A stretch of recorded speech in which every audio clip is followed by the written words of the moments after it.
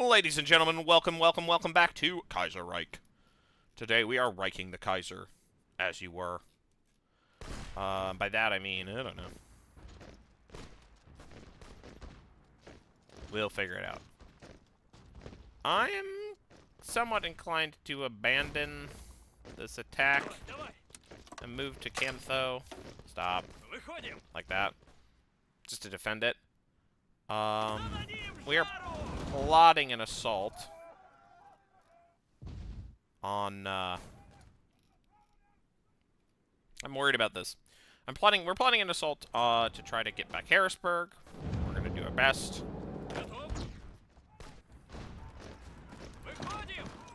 We're, attacking nearly everywhere we can. That's a lot of Germans. 9 Germans? Man, there's so many Germans. Anyways. There's a lot of Butens we can press. Oh, I'm stupid. Sponsor rural development in Irkutsk and Nargoburg. Where's Irkutsk? From the focus, future for the rural regions. Sponsor rural development in Irkutsk. And NEVSKY. What is that? This thing. Okay.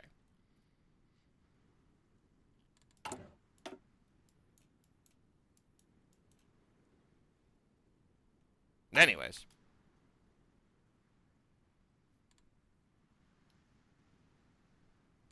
Trying to build that, juice.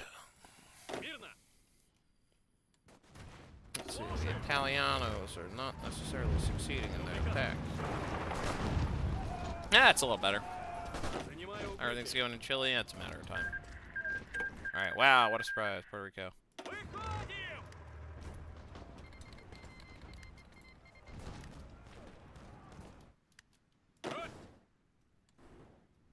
Here's what I'm gonna do. I'm gonna tell these guys to not do that, because it's like a waste of... What is this, right, fall back.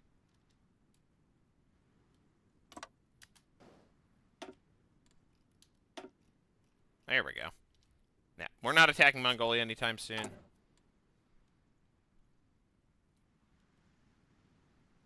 We still need to press this button. 90 days! We got time. Siberian Development Program. This thing. Yeah, alright. That's the one that's going to be a problem. Alexander Nevsky! Russian audiences retreat to a historic milestone, the long-awaited release of director Vyacheslav Pudovkin's epic Alexander Nevsky.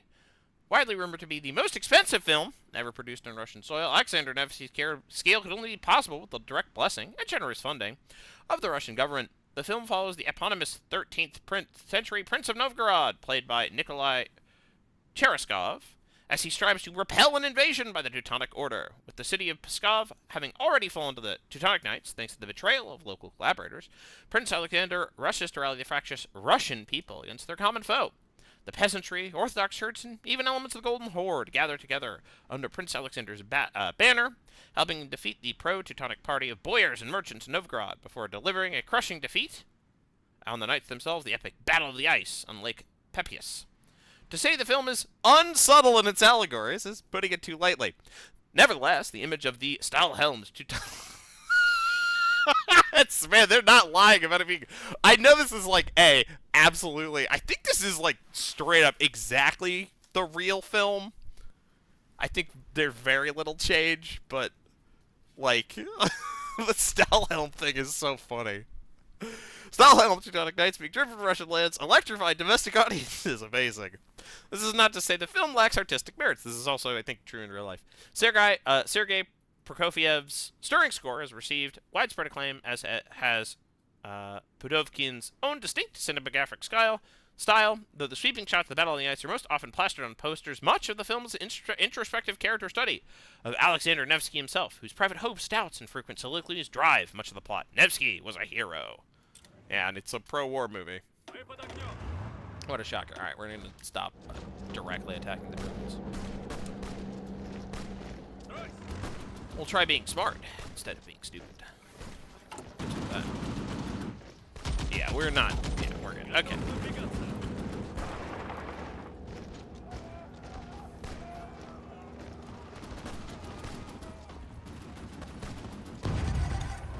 Yeah, see, this is the spice in the sauce.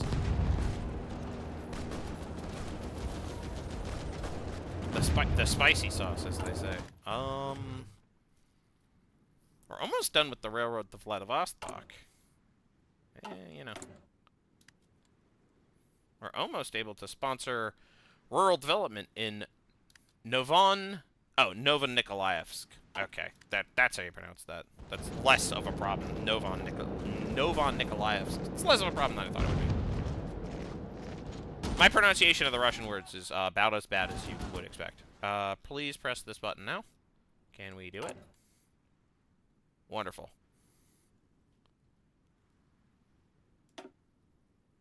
Perfect. Okay. Irkutsk, Novon-Nikolaevsk. It is a cycle, not change. Another Dalai Lama. Zounds. I don't know why we're attacking here. Oh, I know why.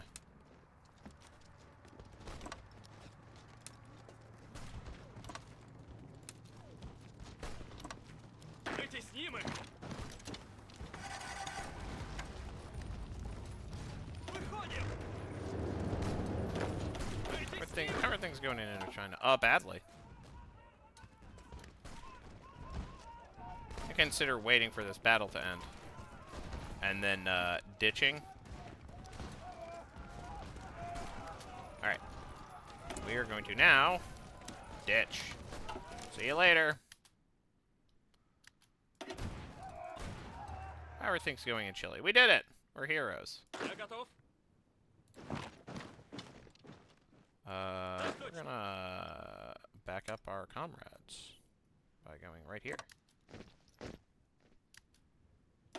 Everything's going in America. No, not good. Oh, hey, we actually did take that territory, though. That's good. We don't really have the juice necessary to do anything other than take Harrisburg, but I think we can do that.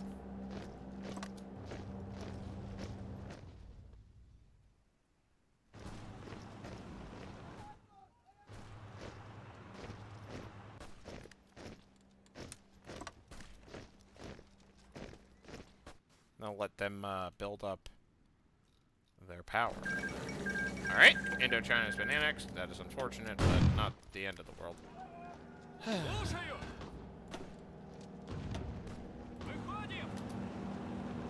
Just wanted you to attack that tile, which is what I told you to do. Alright.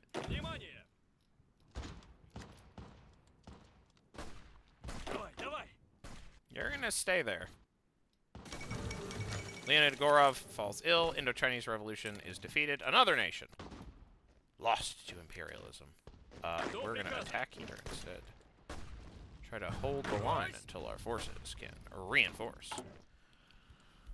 Okay. Do we want to do anything? Do we want to, like, attack Mongolia? I think we want to attack Mongolia. I think it would be kind of stupid for us to do that right now. Though, actually, now that I'm saying it. We maybe want to wait a little. Because unlike some of these other countries, I'm actually worried that Mongolia is going to be protected.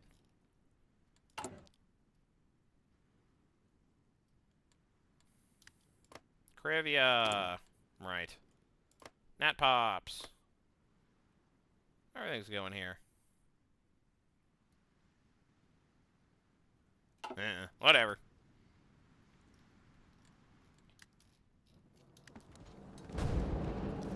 I think we are going to push them out of Harrisburg, which is probably good. How are things going down here? We did it. We're heroes. Our forces have returned home.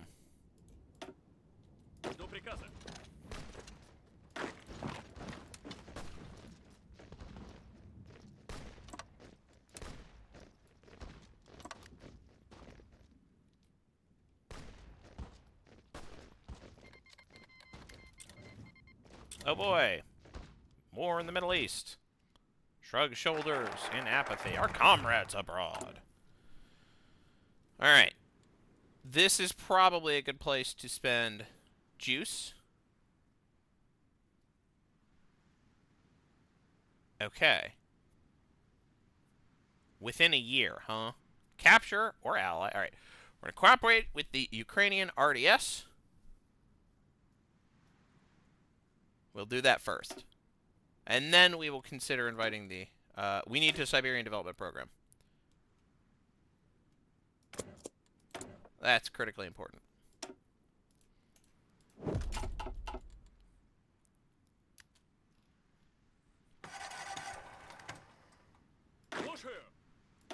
How are we doing here? Bad. Seems like the answer is bad.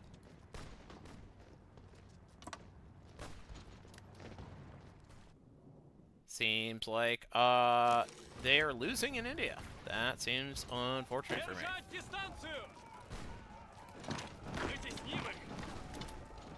I'm gonna probably, not get surrounded and destroyed. Everything's going in Patagonia. Oh, they're going okay. Could be worse. Could be better. Everything's going in ugly. About as how I expected. Our tanks are defending, which is not a great use of tanks, but whatever. Hey, we took Harrisburg. Look at us go. Look at us go. Look at us. Do I want to try to push out of Jackson? Or, like, push out of Little Rock? I could. I'm not sure I want to, but I could. I'm actually a little more worried about these guys. Though I think that trying to push past, I think this is the Potomac. I think, is it the Potomac? No, this is the Potomac. Trying to push past, this is the Delaware, this is the Potomac. Is this the Susquehanna? Yeah, I think it's the Susquehanna. Okay. Trying to push past the, I'm from America, if you can't tell that I know what that is. I'm trying to push past the Susquehanna is like, you know. Holy guacamole. Alright, I think we probably are done here. A very little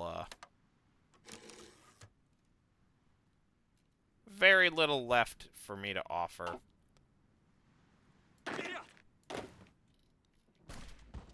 We'll crush these guys real quick. Mash them right. Mash them right swiftly. We will.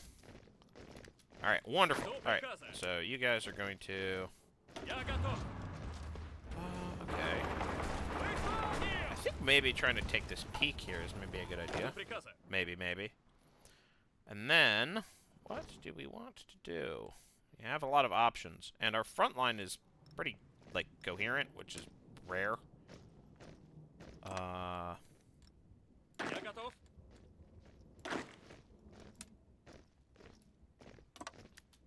We would just do that.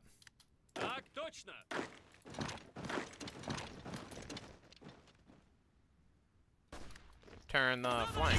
Turn the flank. Available special project. We do not want flamethrower tanks. We probably do want big guns. We want them big guns.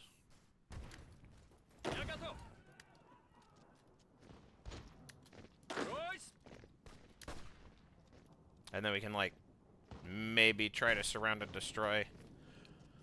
Or we just capture Bahia Blanca without them firing a shot. That would be cool. Yeah, let's just do that. And we can kill these Germans. It seems like fun. Seems like a proper gab, or as they say. Yeah, and we can just kill these guys. Look at that. Surrounded and destroyed. R.I.P. German division. Oh, stop attack! Oh. Okay.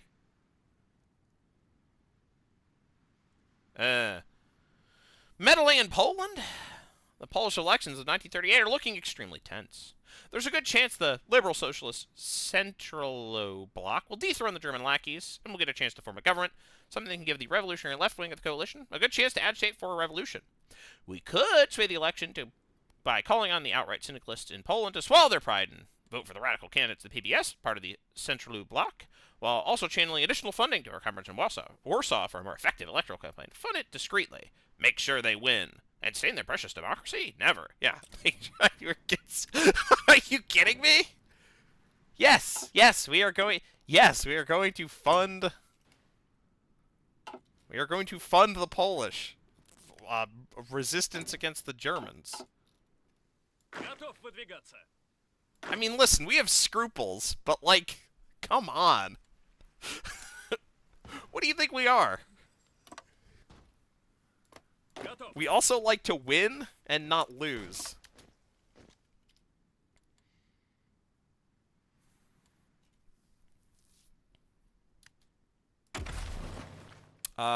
We have somehow got mastery.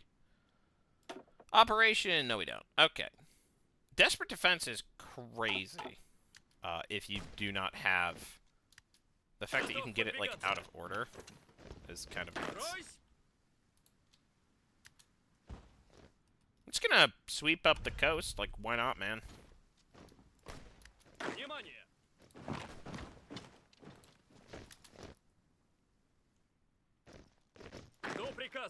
Like, are you gonna stop me? I mean, so far it doesn't look like you have.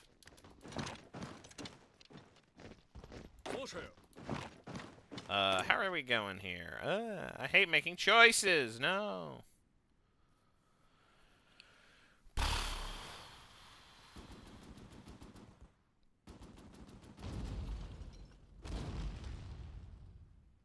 I don't know how this works. I'm fully, like, I don't have any clue.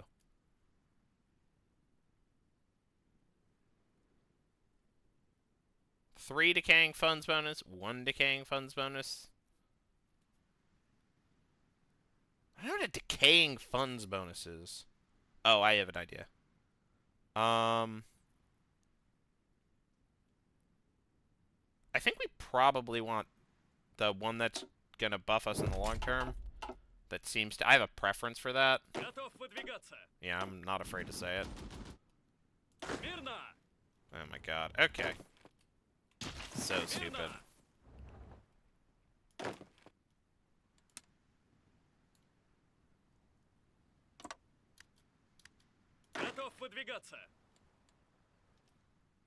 How are we doing supply-wise? Any other disasters? Can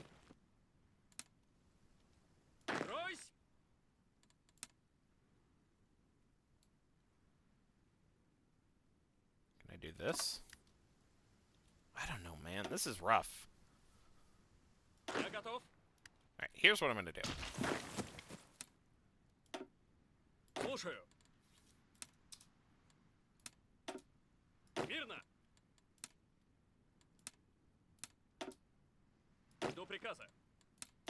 Okay. And then, in cases where guys are, like, suffering for problems, we're gonna physically move them out of the way.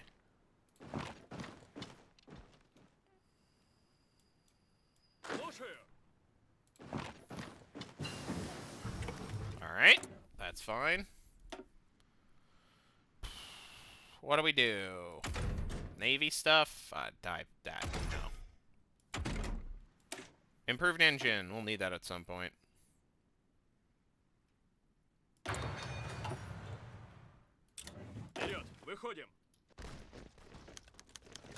Oh boy.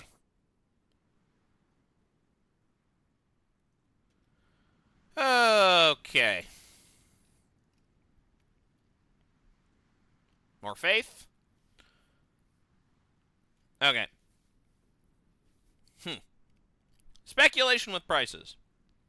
After mass socialization of the land and factories, prices have been anything but stable, and the distribution of resources even less so. A workers' self-managed economy seems to function well in some parts of the country, and much less so in others. The enmity between urban and rural peoples quickly flared up as their fundamentally opposing interests have clashed. The peasants, even though they now farm communally owned land that has been simply been handed over for their use, are not terribly enthusiastic about selling their grain at fixed prices. Why would they be? The situation is certainly better than in 1918. I mean, you're at peace. Russian agriculture has advanced greatly. That's the other thing. Russian agriculture has advanced greatly since then, with many farms enjoying far higher efficiency and even the usage of tractors and harvesters. But there's simply little reason for the peasantry to produce much surplus. Ironically, the lack of landlords and debt on their backs means there's much less incentive to work yourself to death. That might actually be productive in the long term, but whatever. This is why vestiges of market still exist in their system, and they have their abusers. The petty businessmen of pre-revolutionary Russia are the savvy party functionaries who abuse their positions. The only long-term solution is the eventual spread of socialist ideology to the countryside, but for now, these issues must be approached in a way that does not lead to massive unrest that our enemies can easily exploit. Create new kinds of incentives and positive examples. Some amount of market freedom is tolerable if necessary. We're going to create new kinds of, oh my god, more minus political power. That's so disastrously rough for us. At least we're gaining political power at like a pretty rapid speed. But like, yikers. Yikers. Yikers. Yikers. Yikers. Yikers. I can't afford to take the political power hit. Alright. Establishment of the border zone. The border zone of the Russian Socialist Federative Republic was established based on the law of the state border passed by Congress, Soviets, and Labor Union today. The new border region, usually 75 kilometers deep, would be put under special surveillance. People who were not residents could not enter the border regions without explicit permission from the Ministry of Internal Affairs and the Ministry of War. The zone would also include the majority of the Black Sea and Baltic Sea coastlines. With these precautions, spying and sabotage by foreign nationals could be reduced greatly, and the border regions could be dedicated to defense purposes, but it infringes on people's rights. Block it. Harsh, but necessary. I will take the harsh, but necessary. Listen, we're gonna have to fight a war with the Germans. Alright. Fate of the veterans organizations. After the Civil War, many reactionary organizations appeared to protect the legacy of the whites, attack dogs of the aristocrats, and the capitalists. And the Union of Volunteers, Alexeyevites, the Association of the Siberian Riflemen, the Czechoslovak Veterans Union, the Krasnov Organization, the Green Union, and many others were aimed at organizing around specific Civil War-era armies. Attempts to organize similar associations for veterans of the Red Army were usually crushed in the courts, and in practice, the only body that gave support to Red War veterans was the nonpartisan Mutual Union of Veterans. Almost all of these veterans organizations were first in line in crushing workers' rights. They served as a manpower pool for the strike-breaking guards and offered volunteer support to law enforcement. Despite attempts by the Republic to craft peace, they crafted strife. And now they have risen again. Veterans unions are arranging protests all across Russia. 60 days. With anti-communist and anti-democratic slogans in more conservative regions, there have been violent clashes between the veterans and workers' guards. Gregory Zinoviev has given the People's Ministry of Interior Affairs, a proposal signed by 100 members of Congress demanding any organization glorifying reactionary terror be abolished. The proposal did raise some opposition, mainly from the SR party. Dmitry Popov pointed that some of these organizations are maintained by SR-aligned peasants, like the organizations commemorating the People's Army of Komuch. Thus, only monarchist, Savinkovite, or openly reactionary organizations should be abolished, and these healthy organizations should be allowed to operate in tandem with red veterans. Abolish all of these. The Red Army is strongest. Or, people have freedom of association, even if some do not like it. Yeah, I'll take it. Because I don't want to lose political power, even if it is, that's not exactly threatening ratios. How are we doing in Italy? How are things going? Things are going fine. Can I move? Can I, scoot in here? Let's scrooge in here. How are we going in America? Do I want to cross this river? I don't really want to. I think I maybe don't want to. Do I want to... It's like raining still. Though, again, they changed it so that weather lasts longer. Which makes sense, because otherwise you can just kind of do nothing and avoid it. It's not a mechanic. Unless it's like, we had a rainy season. So it's quote-unquote raining. I think we're going to go to Indianapolis and try to push out from there, but, question mark. Anyway, how are we doing in Chile? No, everything is working as intended. Alright. Here's what we'll do. We're now holding outside Buenos Aires.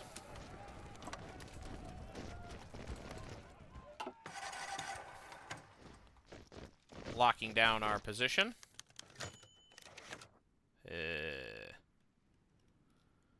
Oh boy. Okay. Radicalization of the militia.